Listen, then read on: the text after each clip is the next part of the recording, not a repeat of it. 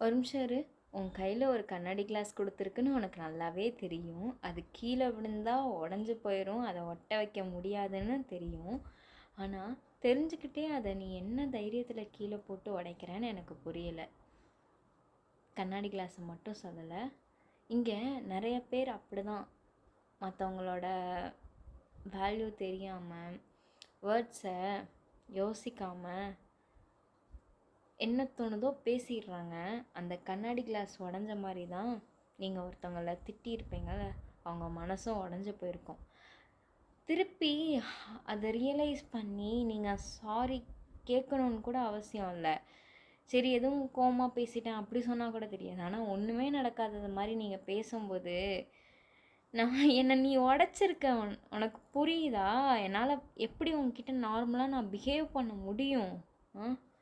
ஏன் கூப்பிடல, ஏன் பேசலைன்னா நீ என்னை உடச்சிட்ட. யோசிச்சு பார்க்க மாட்டேல்ல? நான் உடஞ்சது கூட உனக்கு தெரியலையா? எனக்கு என்ன சொல்கிறதுன்னு தெரியல. யோசிச்சு பாருங்கள். நிறைய பேர் இங்கே அந்த தப்பை தான் பண்ணிகிட்ருக்கீங்க.